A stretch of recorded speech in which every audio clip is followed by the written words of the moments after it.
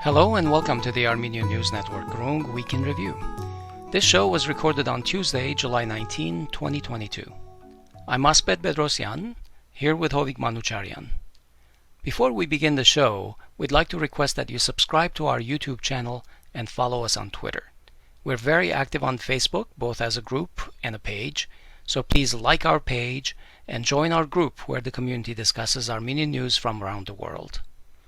You can subscribe and rate our podcasts, which you can listen to wherever you get your podcasts, on your iPhones, on your Androids, wherever you like them. All our Groong links are on our Linktree page.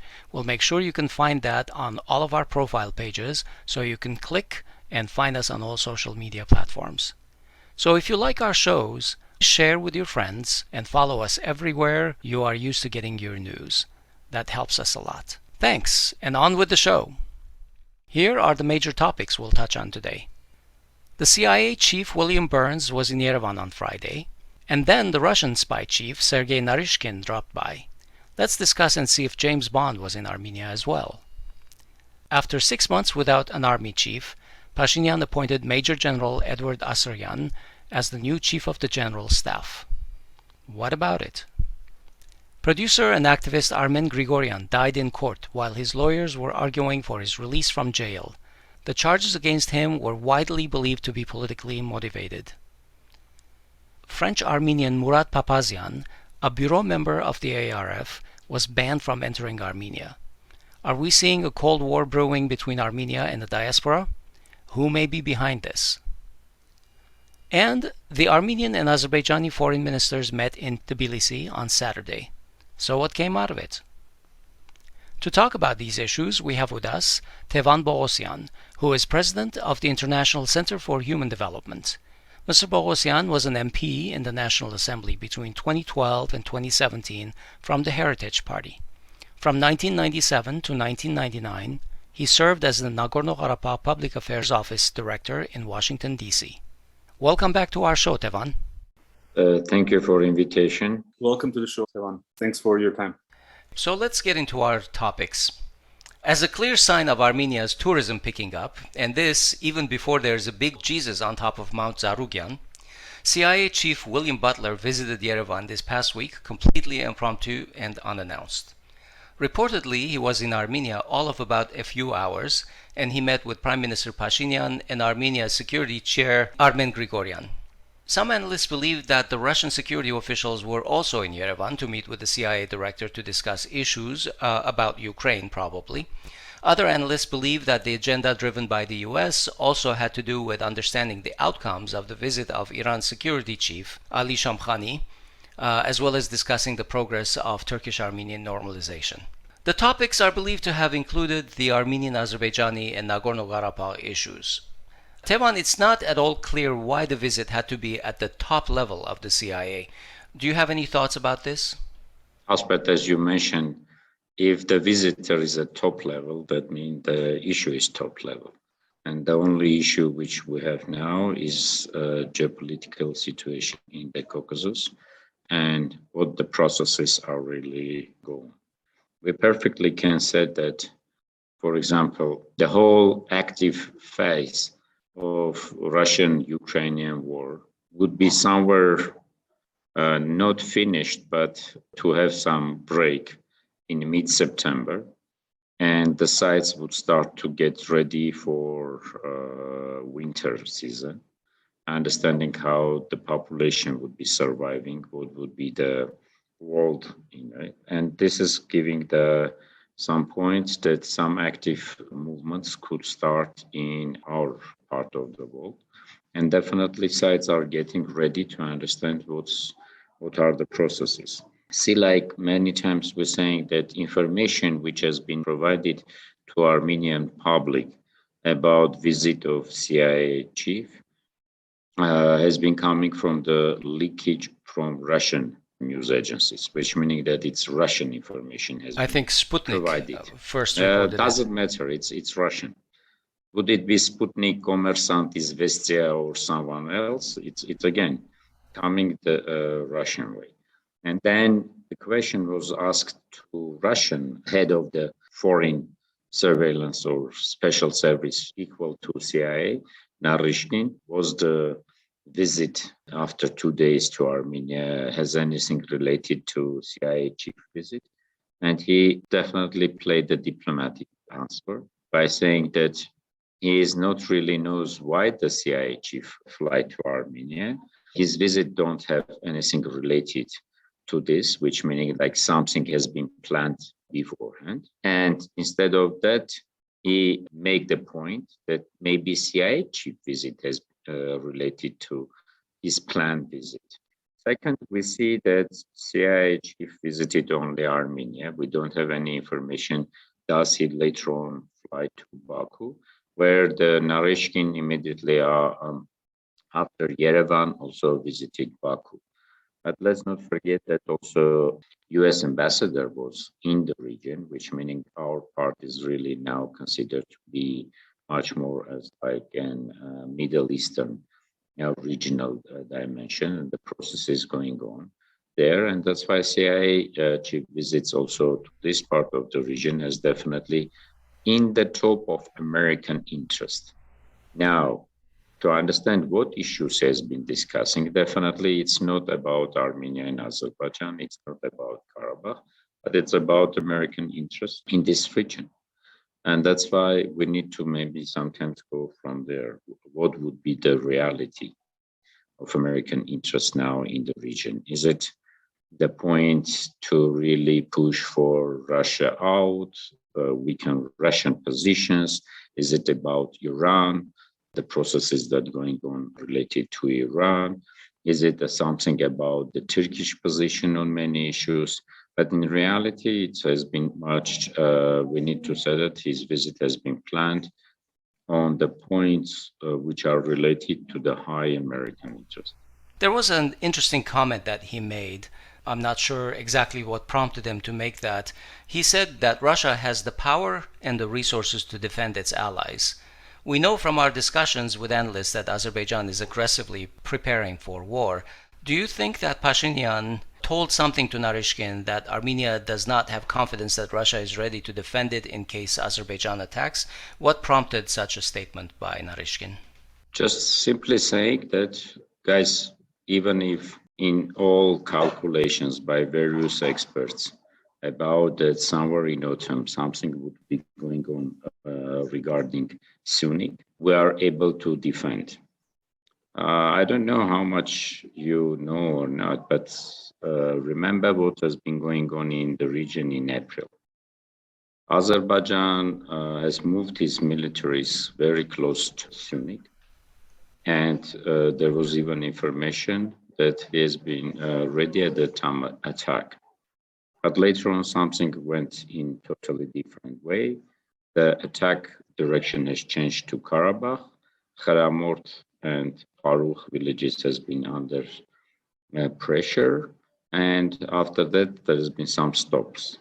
I think if we would be taking it all into account, Azerbaijan has been ready to initiate something in Artsakh and in Sunni, over which Russia has stopped somehow. But let's not forget that Russia has also different interests.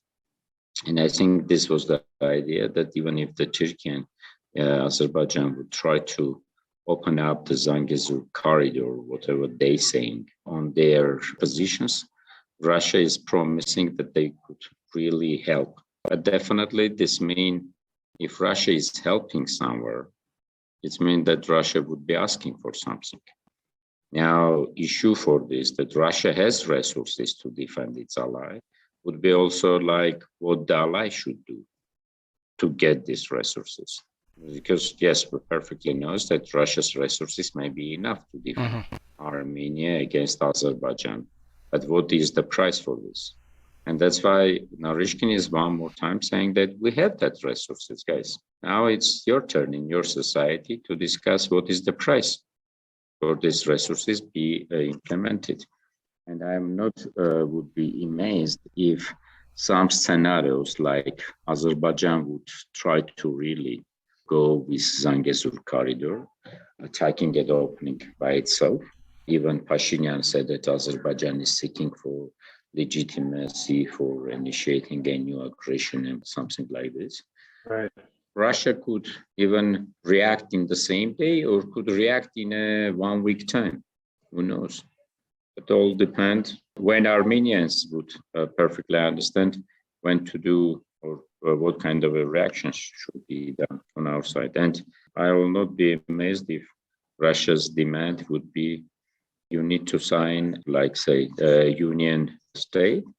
And on that point, Russia could even recover many, many issues in the region, not in a favor of Azerbaijan, but in a favor of Armenia.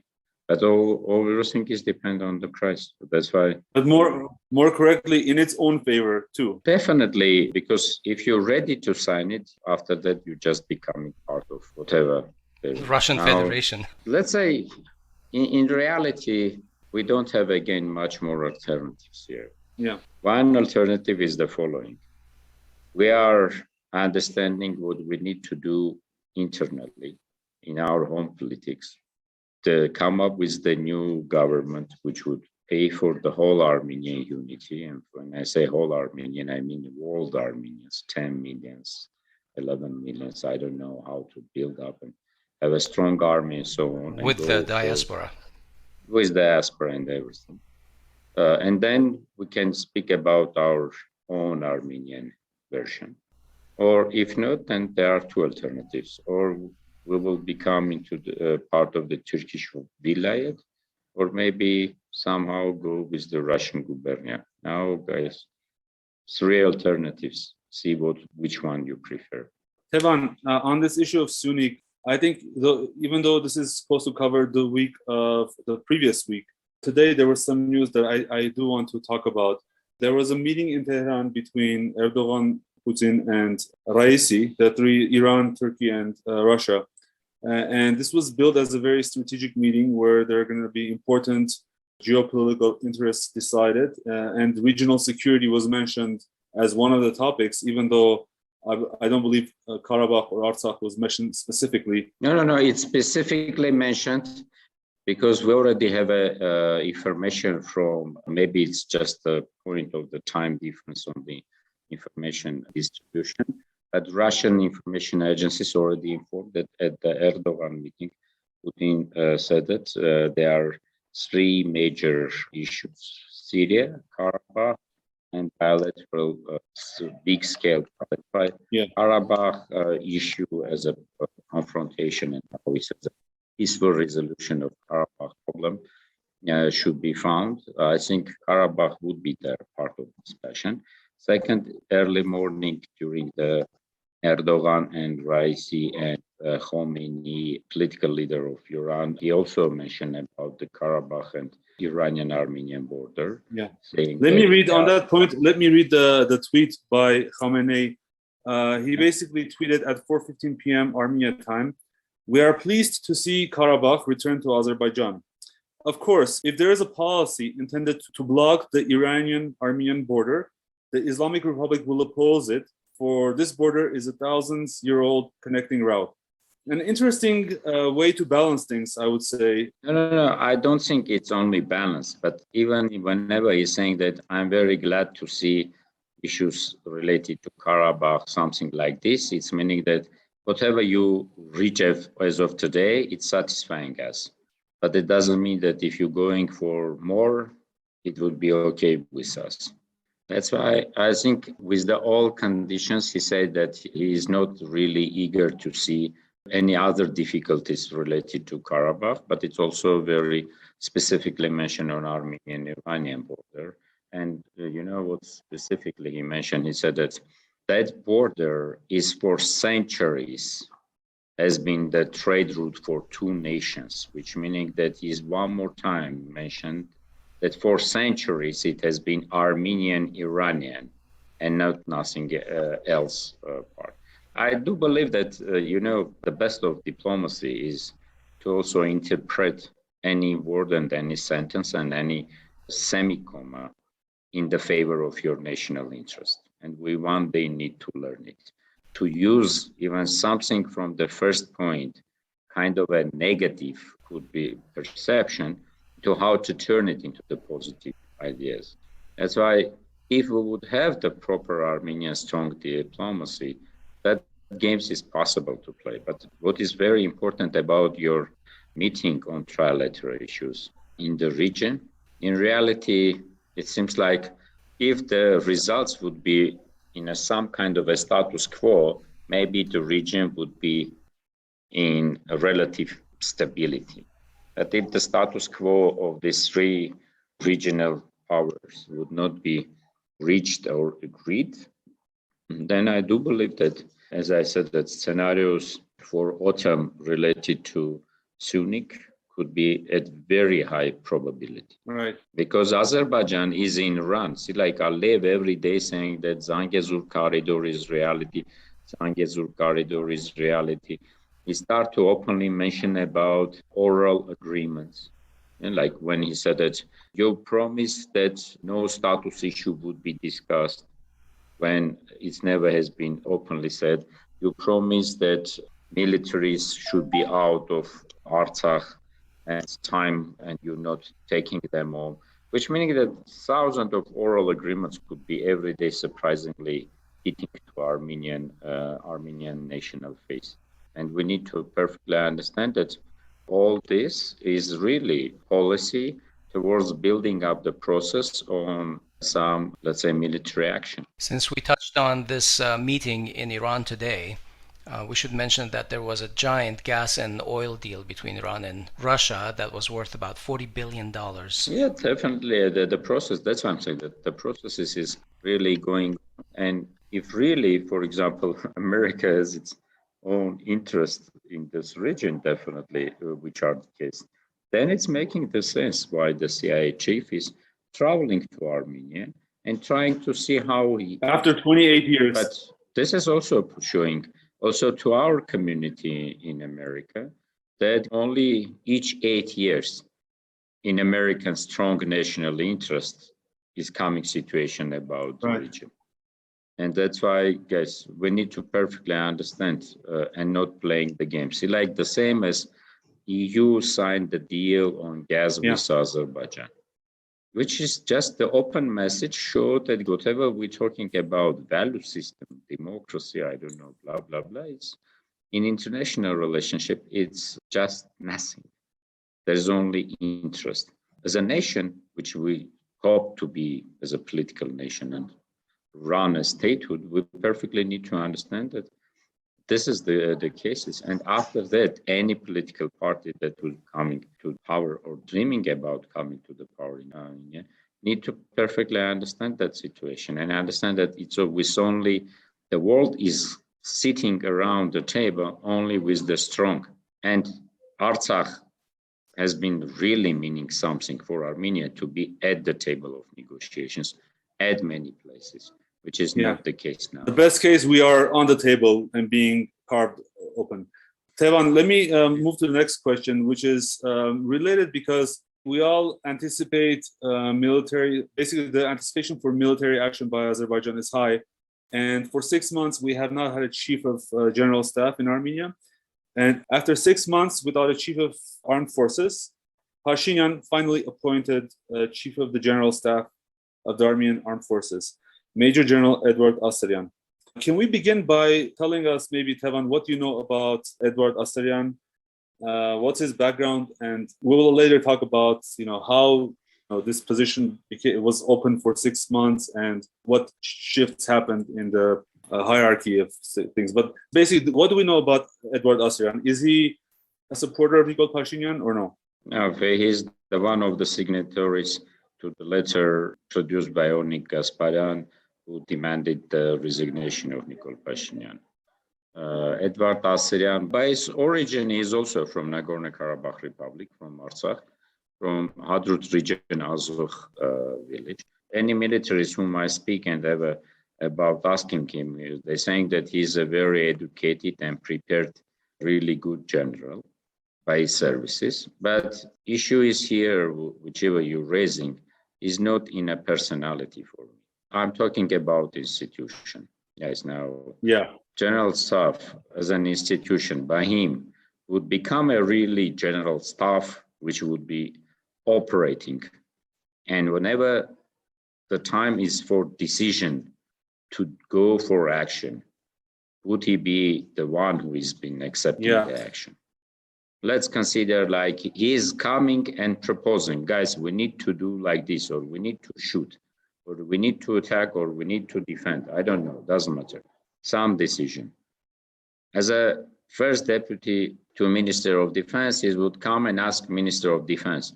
I don't know what is decision there, but we perfectly knows that decision-making line in Armenia is simply not stopping there.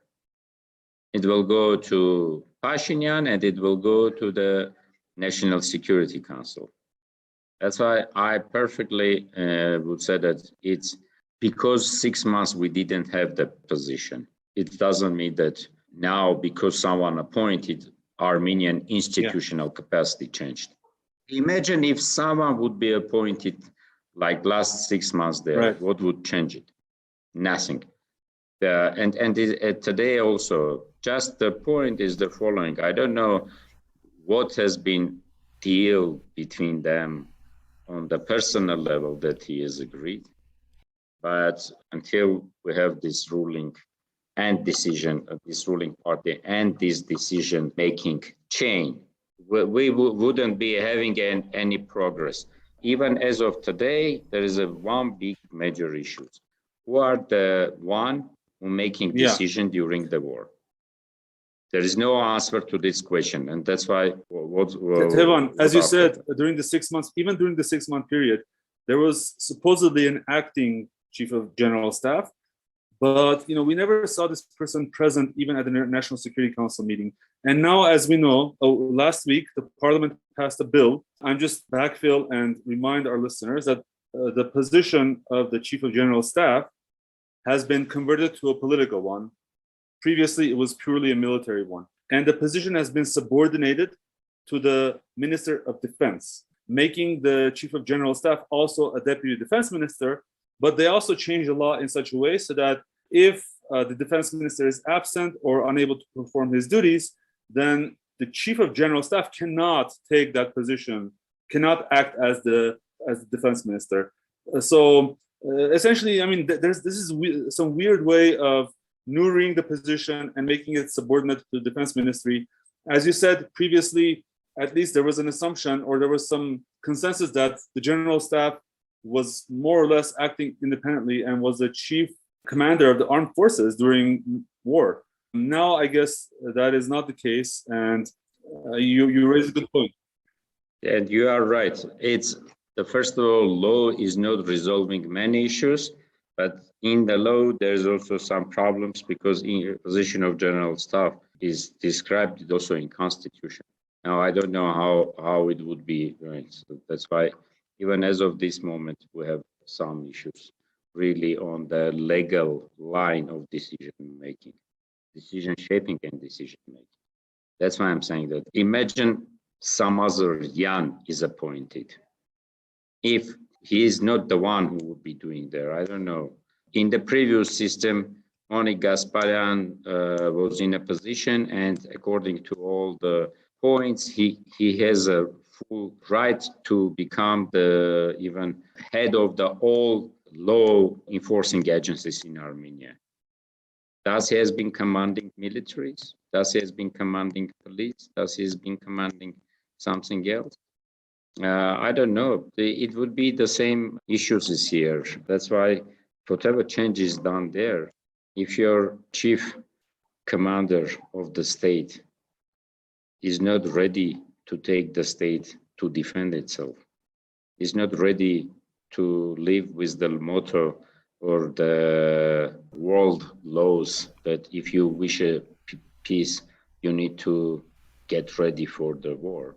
If you're not ready to defend yourself and saying that we are not going to fight 30% for our lake, or I don't know, something else, the difference, who are there, what is the last names of these people, and how it would be the process. Everything is starting from the top, nothing there. Because sometimes we have a very interesting point.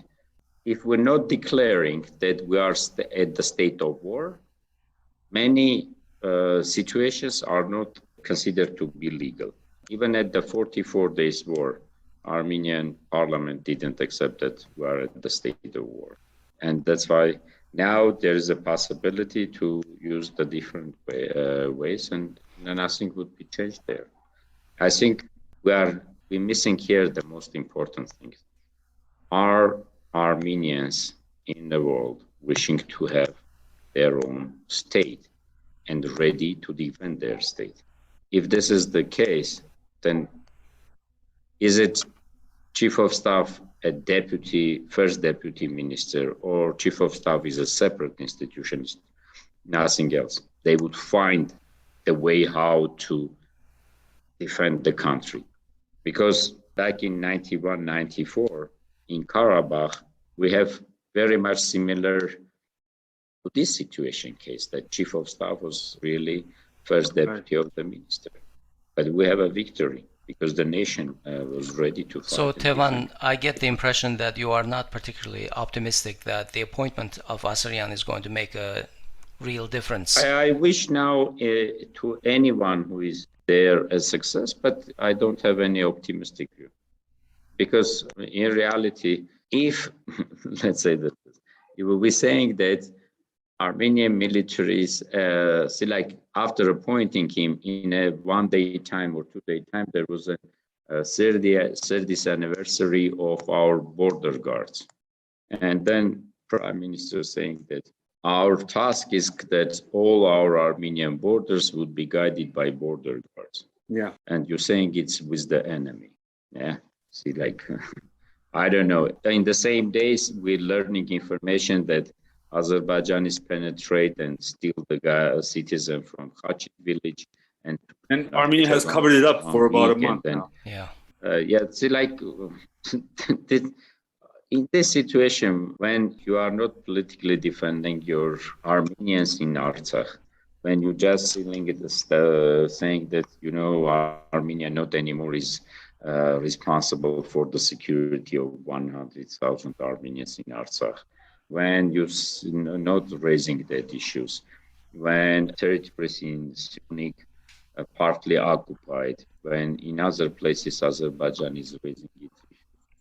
And on the international arena, Aliyev is shaking his hand and saying that the members of the European Parliament, and has been saying that European Parliament somehow more aggressive than Armenian Parliament in Israel. So like even your enemy is considering that the state whom he called enemy, Armenia, their parliament is less aggressive than European Union Parliament.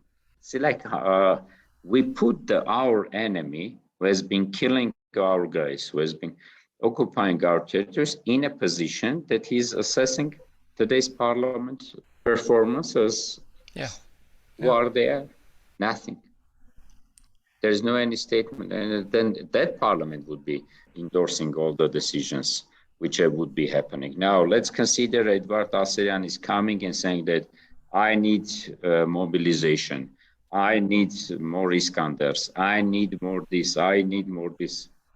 If these guys wouldn't be accepting these decisions, what Edward Asaryan? So, as you mentioned, Asaryan was one of the signatories calling for Pashinyan's resignation after the war, and now Pashinyan has appointed him as the army chief.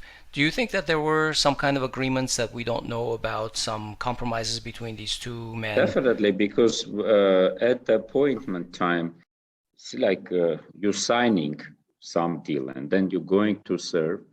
And at the appointment time when they are representing you, you're speaking in a way that I would do whatever you say. I would fulfill the whole task which wouldn't be promised. So this perpetuates the problem. In all due respect, many of those generals, even shortly after signing that statement or demanding his resignation, were on their feet greeting Pashinyan after he fired Onik Gasparyan. So I think I somehow believe that this compromise, whatever has been made a long time ago. Basically, something happened after February of 2021, where most of the generals who signed that statement fell in line, unfortunately, for Armenia, I think. And if you would even consider, I think it has been yesterday, Moses Hakopian make the point that the most strange thing that Edward Aserian has been appointed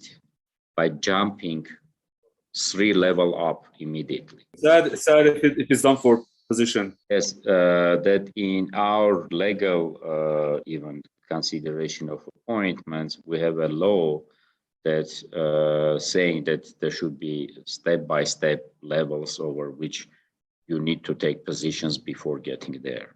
This is, I think, that, and many, I do believe that there's been also a lot of other maybe candidates, but who rejected. Okay, well, let me go to the next topic, Tevan. We have a lot to cover. Producer Armen Grigoryan, who was an opposition sympathizer who had been jailed in May on charges of essentially offending national dignity, or maybe it's inciting hatred. He collapsed in court and unfortunately passed away on Friday. It was a gruesome scene because it happened in front of live cameras. The charges that Grigoryan is accused of make a mockery of democracy, in my opinion, in our opinion. Human rights activists have widely criticized his jailing and said that the fact that he was detained for months before his trial shows that the charges were politically motivated, because Grigoryan was a vocal critic of the Pashinyan government. He is charged with essentially inciting hatred among different ethnic groups or different groups in the region. The law is very weird in the way it's written. And what happened is he publicly called the residents of Shirak and Arad Plains traitors, while praising residents of mountainous regions as being more patriotic.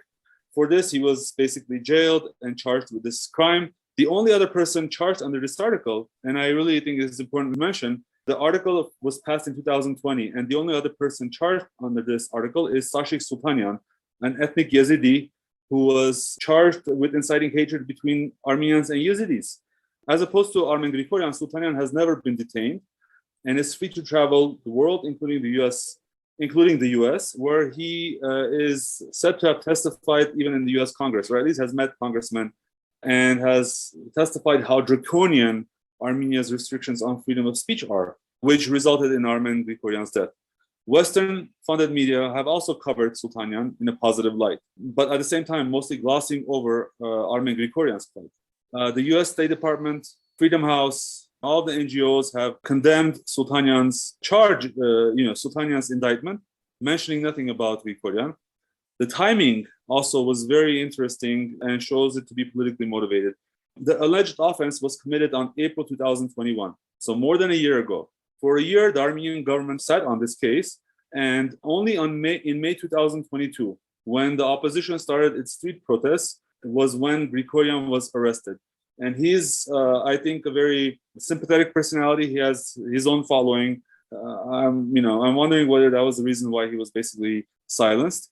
Even the civil contract appointed HR ombudsman or human rights ombudsman, Christina Grigoryan, said that she was shocked at the death and that he did not receive adequate care in prison. So with all that introduction, we also want to express our condolences to the family of Armen Grigoryan and his friends, obviously, and anyone who was close with him. This is a horrible way to treat a citizen of your country. Other than what we said, Tevan, what is your opinion about this whole thing?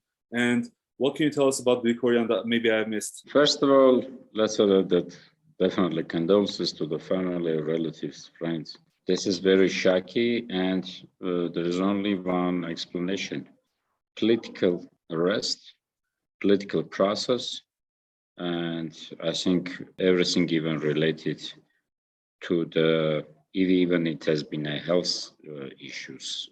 It's also politically disrespect to the human rights, all possibilities, specifically rights of the prisoners. I think it's one of the painful point on us. First of all, Armen was a guy who has been giving pride to many, many Armenians whenever he has been playing in the Galvan in Russian. Yes, Galvan fun game. And whenever Armenian team is becoming a really champion, it has been a pride part, and he has been one of the team players of that pride. I think a lot of people maybe didn't know him personally, but he has been known with his all the time. Later on, he has been living in Russia, working there, and so on. Personally, for me, besides of these TV points, I met Armen first time personally during the 44-day wars when I've been getting back from Stepanakert. I think it has been mid-October. From Stepanakert, Lindsay Snell, journalist who has been visited there, and I have been taking her back to Yerevan for 1 day. And on the road, I see the Tevan Poghosyan and Armen, who has been returning from Artsakh, who has been delivering their humanitarian and all possible aid, whatever they, as an artist, could get through their links and contacts. He started to become publicly active after all that part, and definitely anything being political. Political because he has a dual citizenship. He has been supporting Russia because he has been also a part of the Russian citizens. He has been supporting everything.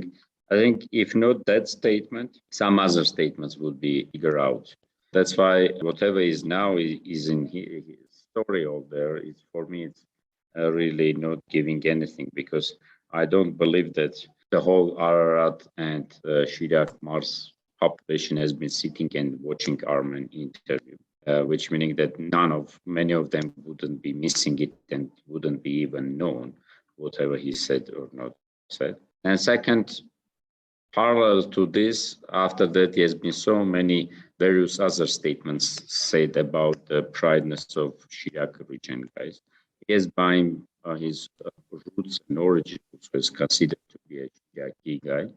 That's why I think in reality, going to that part of the stories is really taking us to the different direction.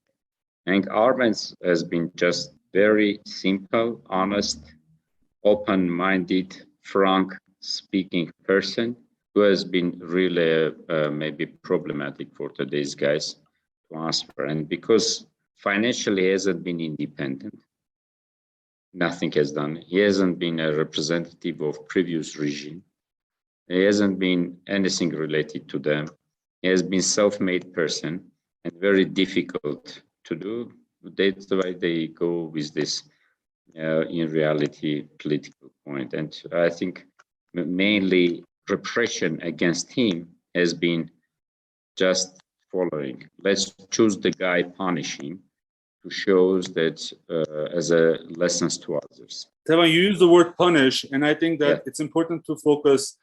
In hindsight, I want to be a little bit subjective here, and I say, I'm shocked by the so many different ways that this government has been able to pass laws that restrict freedom of speech, but more importantly, create the ability to punish, its opponents. One thing that sort of is been criticized recently is that, let's say the free speech laws aside, fine, you pass a law that you cannot cause hatred among your different regions between Araratsis and Gümretsis, but the Institute of Pretrial Detention is under the focus here. Oh, Hovik, just stop here, just. If you have a law, is it law for everyone? Of course not, because we know that there are many supporters of Pashinyan. That's why, then let's imagine how many times people saying about this Danki Gharabaghtsi. Turks. I mean, they call Gharabaghtsi Turks. Something else to the others. Or something else. There are many different, very popular bloggers. Then let's be honest. It has been just a selective process. Tevan, every law is as good as the enforcement behind it, right? Yeah. Yes, that's why I'm saying that, guys. If even he would be speaking much correct, they need to punish someone to show us that we are so good at and basically what I wanted to link to is that the case of Jahangirian, the chairman of the Supreme Judicial Council who resigned, someone mentioned the statistic that all the 97% of the government's requests for detention, for pretrial detention, have been approved by judges serving in Armenia after Jahangirian stepped in. Because previously, we know the case of Armen Grigoryan. We know many cases where the judges and that's why Jahangirian has been appointed there. So I think it's really important to talk about, why is it that international community, for instance, finds it so important to? It's very simple, Hovik. It's very simple. All appointments and all the other stuff has been done only for one thing, for satisfying interest of some strong countries relating to Karabakh. Right. That's all. International community, see, like Pashinyan said, that international community asking me to lower the, lower the bar. Or the bar or something like this. International community saying that it's perfect, guys, make the way that people forget because we need Azerbaijan with its oil. What has been today signed or yesterday signed by EU and Azerbaijan? After that, why the whole EU and all the sorts of Western world shouldn't be saying, okay, Pashinyan, it's great. You are delivering this stuff. We are supporting you. That's why repressions which are started in Armenia wouldn't be noticed by them.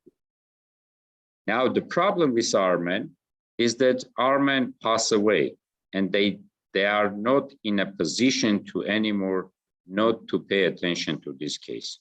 But imagine if Armen is alive. Finally, they would even present in their reports, international community, saying that Armenia is progressing on the way of democracy. See, like Armenia is fighting racism talk. I do believe that end of the Western world reports would be like this if Armen will be alive. Right. This is their position. They have one interest, to sell out the Karabakh, forget about this, give everything to Azerbaijan, give everything to Turkey. We need to kick out Russia from the region. Finally, it's turning into the old. It's no longer now you have the. You can no longer hide it. What's happening. Yes, that's why it's very simplified. See, like I'm not saying that Russia is the dreaming part of for me or something. I'm not the advocate of Russia. I've been one of the best EU promoter of Armenia or something like this. But after the war, that hypocritical positions kill all my empathy toward all the stuff. And now if I'm taking it deeply on the interest side, is the fight against Russia. It's nothing else. It's not about democracy. What kind of a democracy? How the EU, chief of foreign relations of EU, signing a deal with praising, saying Azerbaijan is our strategic partner. Or like, take Biden. Saudi Arabia was really bad, and now just only yesterday it became a great country again. Come on, guys. I think it's a much more simply and part of the same story. That's why I'm saying that I don't know even how to explain this political point over which to say that, unfortunately, because of many cases that Armen is clean, nothing else, they choose that, since he is a good ability, let's punish on him, make that the many other artists and type of people like Armen will be feared to fight. The same is same case with Avetik Chalaba. Yeah, Tevan. Nothing else. What recourse does Grigoryan's family have to address this injustice? I don't know really on the legal life, but I hope that Ruben Melikan, as his lawyer, would be fighting. See, like now they said that they open up a criminal case to investigate this, but I do believe that if family would be able, then they could really go and become a heritage, someone to take the case after them. Yeah, you mean next of kin? Yeah, something like this, to continue with this, trying to at least clean up the name, that nothing has been there. But how the processes would go in Armenia, who can guess? We don't know what would happen tomorrow with anyone. If today in the prison, you have guys who has been accused by the article in criminal law, which is not exist anymore. Yeah.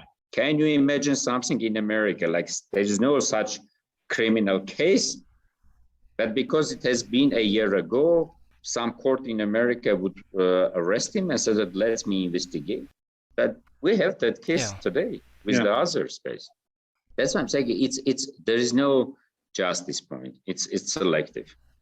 And again, if nothing would happen with that, the same international community will praise today's government, saying that, oh, I'll see how Armenia is fighting, something like that. Guys, they all need that Artsakh gone, Azerbaijan win, and it's all oil and something else. Nothing there. Okay, on to our next topic. French Armenian community leader and ARF bureau member Mourad Papazian was reportedly arrested upon arrival in Yerevan on July 15 and was denied entry to the country. According to Papazian, the action was completely unexpected and, of course, unwarranted. He demanded reasons, but there was no response from the National Security Service. He also applied to the French embassy without results, so he was returned to Paris. The last time leading diasporans and parties were denied entry and banned from Armenia was in the 90s, when Levon Bedrossian banned the ARF, the Dashnak Sutyun, from Armenia. It was only Robert Kocharian who came to power, I think it was 1998, and these politically driven bans were lifted. This seems to be the first time that a prominent diasporan has been denied entry for allegedly political reasons. How serious of a step back do you think this is for Armenia diaspora relations, Tevan? Great. As we have been destroying all our relationship, starting from 2000. In reality, I think Armenian diaspora relations should go in a different way. I think it's another great topic over which we can sit down and discuss how to improve it, how to do it. What kind of a rights diaspora Armenia says, why it's many things is going in a different way.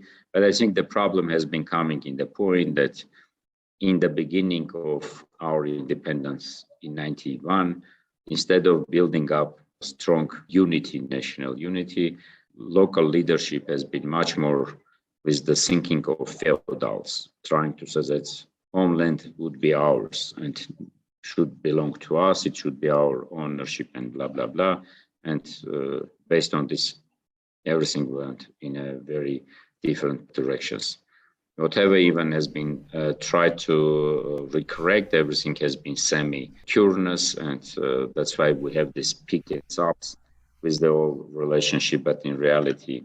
And after 2018, when everyone has been hoping that now diaspora would become more and more attracted by Armenian, local policy has been run in a totally different way until today. And destroying. And this is another point of destroyment, but based, I believe, on the request of interest of other states.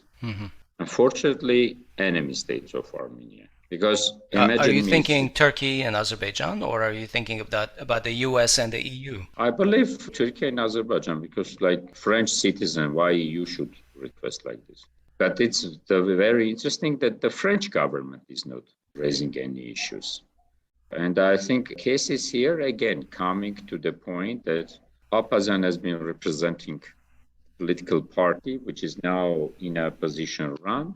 And specific to this case, I don't believe that it's only his name. Maybe the list of demandful people would be much longer. Tevan, do you think that this is actually building up to banning all of Dashnak Sutyun from the country? I don't think that maybe all of the Dashnak Sutyun, but specific leadership. And maybe not only Dashnak Sutyun. Who said that it should be only Dashnak? Well, the bureau is already in Yerevan. How can it be banned anyway? Bureau is there now. One is from Dashnak Sutyun. Maybe tomorrow, another guy from not even politically aligned, but with the national interest, would wish to come, and maybe some similar case would be repeated. As again, select if the government is going with the selective information, and there is no strategic communication, why Armenians nation is not known that someone is banned? Yeah. Specifically on such high level. For example, with the logic that there are something related to national interest. We maybe would guess that something is going on, the processes, maybe Papazian done something bad, and that's why they could even announce it afterwards, right? You know, they don't have to publish a list of banned people, but like, you know, after they turned him back, they could have said something, and they didn't. At least proper Strategic communication should be there. They've been going and taking a photo with the guy. They've been really using the service of the guy to help them in France build up the relationship with the French leadership and so on.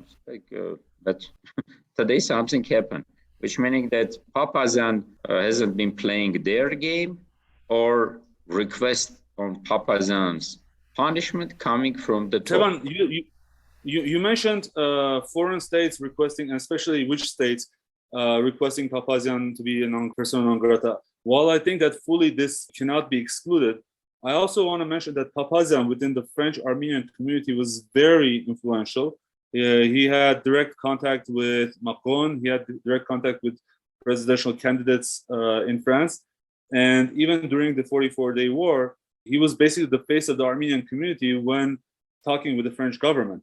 So in light of this, we also know that the High Commissioner for the Diaspora basically has put this thesis that the traditional diaspora, which is comprised of the three main political parties, we all know that it's only about ARF. Basically, the ARF is pulling the weight of all the diaspora, and the Armenian government does not like it. And Zave Sinanian has said that there is a need for a new diaspora. Do you see that this could also be a way to discredit the traditional diaspora, basically to cut the limbs? Because now, as a persona non grata in Armenia, I don't know if Macron will be as interested in meeting with Papazian to discuss Armenian community issues. Maybe. Whatever you're saying, it's all possible scenarios, but there's also another consequences over which I think Papazian also on the board of Aurora Prize. Right. Aurora Prize is given regarding to whom? Totally different group. It's not about Dashnar Tsunon. It's a totally different Armenians with the other maybe political links and so on, but it's about genocide. See, like so many cases over which we're trying to raise issues, understanding that we need a national unity, but something is like that happening, and that could be the major problematic issues. Now, I don't know how many people from now on would be thinking 10 times more. Does it worth to go to Armenia or not? Papazian was the one who has been getting people also from France to come and meet with the top leadership here, like the mayor of Paris. They've been meeting with the Artsakh president and so on. And like all that services now would be under the problematic issues, but this is that there's a consequences. The painful part is that we are not thinking that whatever decision I'm doing today, what kind of a consequences it could bring. Yeah. And that consequences as of this moment is not positive on the supporting Armenian diaspora relationship, be it new or not new. Jan, I perfectly understand that on the political discussions here, we can talk about former and today's. This is the major discussion. They did this previous government, the former corrupted, blah, blah, blah, blah, blah, blah. But whatever is coming to the national issues, what is the population of Armenia? 2.8? With the calculations of all formers and today's ones. And formers. The same is with diaspora. Guys, if I need a unity with diaspora, what's mean new diaspora? What's mean old diaspora? Whatever I have, there's that 7 million Armenians who are all the world. Should I also divide them in different parts? This is the point, of painful point over which we're doing as a consequences, guys. It's time to stop divide. It's time for unification. Enough. Tevan, you mentioned earlier that maybe Papazian was not playing the game of the government. In fact, right before coming to Armenia, Papazian had made an announcement on Facebook and had said that he was coming to Armenia to make an announcement for the time frame of September. Do you have any idea what this announcement may have been, and if it was the reason why they decided not to let him into the country? The world has changed.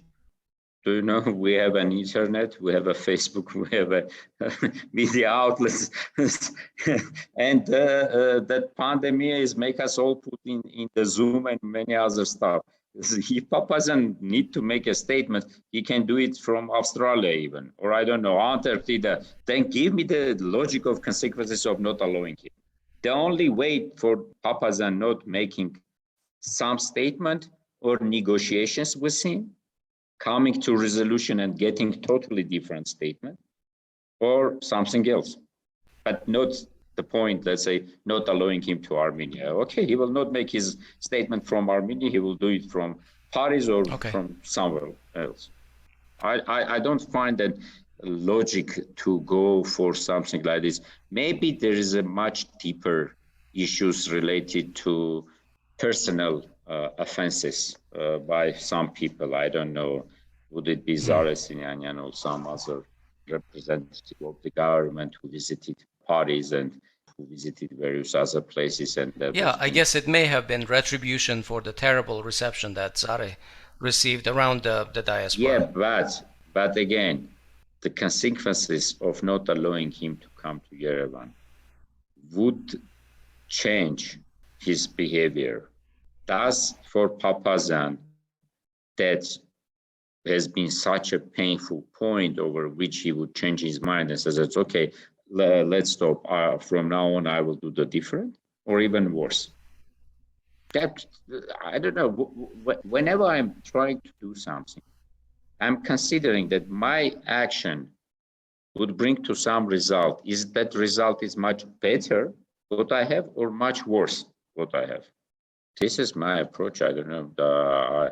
I consider that it's really problematic issues, and whatever has been in the core of that decision hit Armenia much more than to go to airport, meet Papazian, negotiate with him, speak with him, meet and discuss with him, meet again and discuss with him, trying to use another links for negotiation, but resolve issues peacefully. It's like they're saying, let's go to resolve issues with our enemies peacefully by negotiation, but they are afraid of negotiating with Armenia. Okay, on to our final topic, Tevan.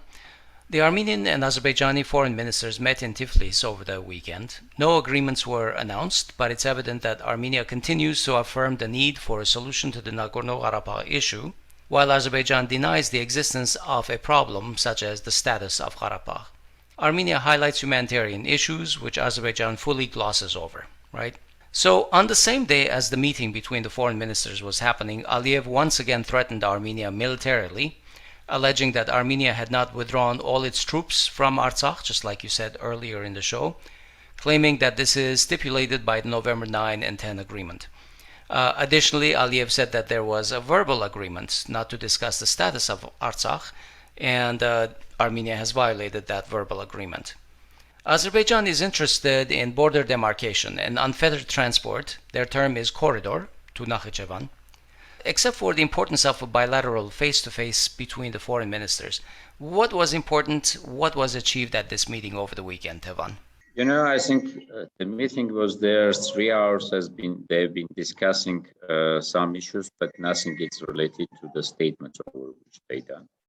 And unfortunately, I don't see any progressive consequences of that. But we would feel it in a few weeks or in a few days' time again. And the fear is that again, Aliyev would come up and say that there was some moral agreements over which you hasn't been fulfilling something. I'm looking like today's statement of Arad Mirzoyan in Warsaw, which has been similar to his statements in various other places where he's again trying to play the game about saying that Karabakh issue is still there, Minsk co-chairs experience should be used, something like that, but nothing in reality as a strong discussion. And unfortunately, for me, worst signal is following. After the meeting and after Aliyev, today, Chairman of National Security, Armen Grigoryan, gave so-called interview to Armen Press, which is definitely the state agency admin, like the question has been prepared by him, answer has been prepared by him. And the issue has been related to Aliyev is saying when you would be taking your Armenian military forces from Artsakh, and he giving a date. He's saying in the mid-September, all Armenian military forces would be out of Artsakh. For me, is like maybe Bayramov and Mirzoyan discussion was much more about that part, and after discussions, Armenian side give a new deadline.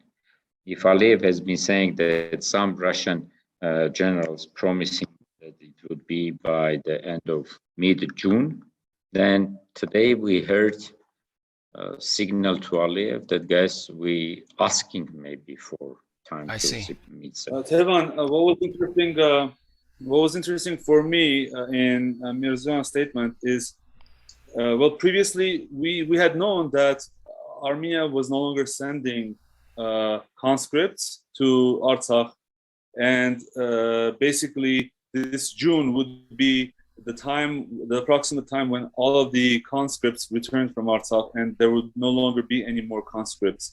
So Aliyev basically said, we know that you still haven't pulled out all your troops. And I believe Mirzoyan, in his statement, or was it the National Security Council head, he basically alluded to not just conscripts, but also contract soldiers would no longer be sent to Artsakh and would be withdrawn. Do you think there's some minor nuance that they were negotiating on this?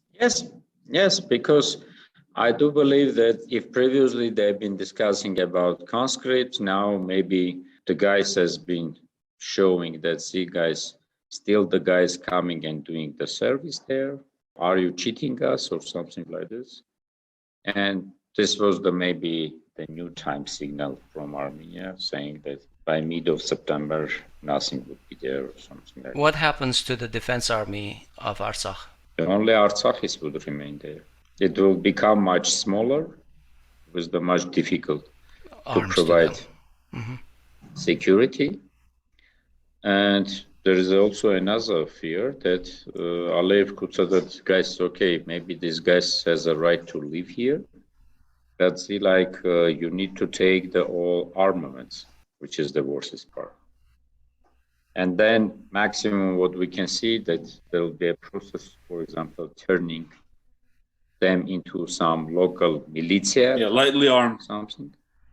Militia or police or something like that, with the only light arms, maximum, and so on. That's why I think if I would start to describe possible scenarios, I will not get into the very good stuff. And this is the major fear for me. Because as of this moment, Bayramov and Mirzoyan hasn't been discussing about Lachin corridor. We didn't hear any discussions about Berzor or Aghavno. We didn't discuss something about infrastructural other things. And then whatever we can also see, like mid-September, whenever they're saying, it's meaning something also that who knows what would be happening in August. And to close off this topic, I wanted to ask this question, if I may, Asbed. Earlier you read that Azerbaijan is interested in border demarcation and unfettered transport. I want to ask our guest, Tevan, do you really think that border demarcation is a priority for Azerbaijan? Because we heard, I think the previous week, when Ceyhun Bayramov basically said, this is going to be a process that is going to take a long time. And basically, there is a school of thought in Armenia that believes that the only demarcation that Azerbaijan is interested in the short term is basically the area between basically Lachin, Tev, and those regions where the transport would cross over to what Azerbaijan calls its own areas, what we call Artsakh. So essentially, in very short few sentences, do you really believe Azerbaijan is prioritizing border demarcation? I know one thing. To do the demarcation, you first need to establish diplomatic relations. And then to choose by which map you would be doing demarcations. Now, I don't know what would be in the peace deal of Armenia and Azerbaijan, if ever it would be. And second, I don't know what kind of a map Azerbaijan would provide. to say that this is demarcation. But definitely Azerbaijan is not needed in demarcation because Azerbaijani president saying that, guys, Zangezurzi is also ours, Sevan is also ours, and we would come together. Now, what means the country leader who is presenting their dream as about capturing even Yerevan, be interested in demarcation? Is the process, its price over which some other countries may be interested on the way that, guys, there should be some points resolved over which Armenia and Azerbaijan would stop to saying who occupied whose territories. That country's interest could be EU, I don't know, America, Russia, and so on, but not Azerbaijan, neither Turkey. And I would say that Armenia should be the one also not interested in the process. And let's say why.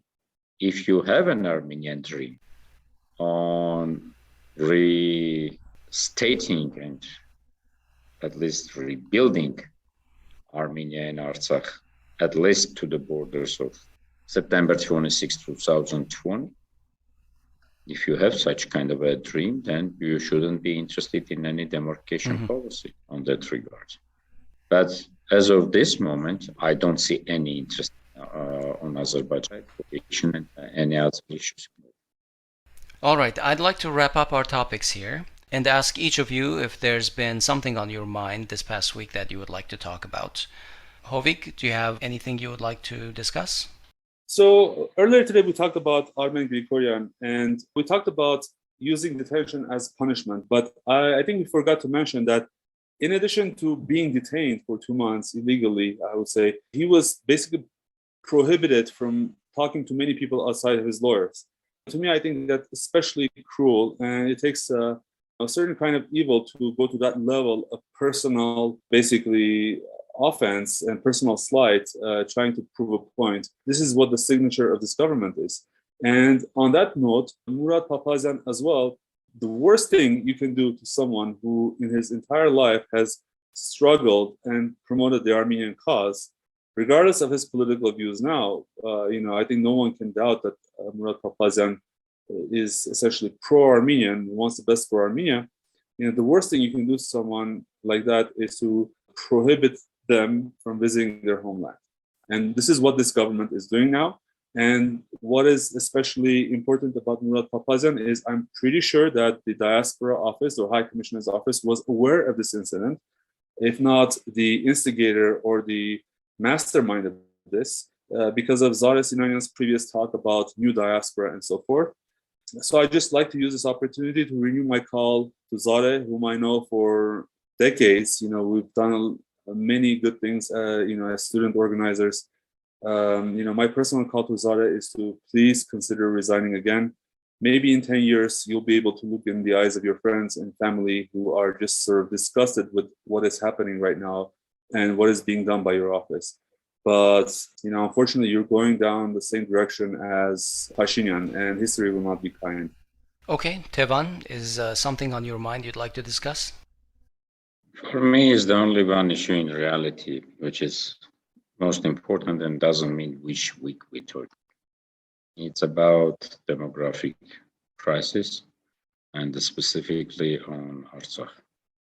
Yes, if we wish to have a possibility in the long run to keep up Artsakh and having this national dream, we need to think how to support demography there, and we need to think how to support the people there to not feel them alone. That's why, again, I would say that, guys, try to support, figure out, help with the various possibilities, be it 17 Madram, be it totally different other initiatives, but see in the one mind.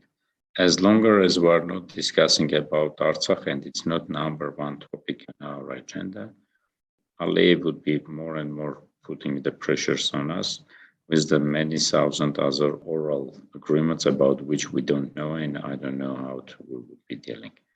But it's really not easy and nice time which is ahead of us, and we need to really be able to take initiatives in our hands and perfectly understand that it's not only the world who is not supporting Armenian cause, but unfortunately it's also Armenian government who is much more supporting interest of enemies, Azerbaijan and Turkey, than Armenian nation. And that's why I come up with your personal and own initiatives, trying to understand how that support would be provided. And it would be time with repressions, it would be time with the part, but we need to perfectly understand that only by fight and only by stubbornness to go to the national dream and reach your ideas, there is a possibility to keep up Armenia. At least never forget about the blue czar Artsakh. We'll turn the last page, Armenian statehood with history. All right, we're going to leave it there. Thank you, Tevan, for joining us today. Thank you for the invitation. Thank you, Tevan. Thank you.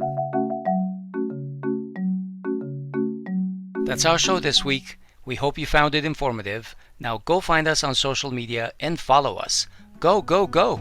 We'll talk to you next week.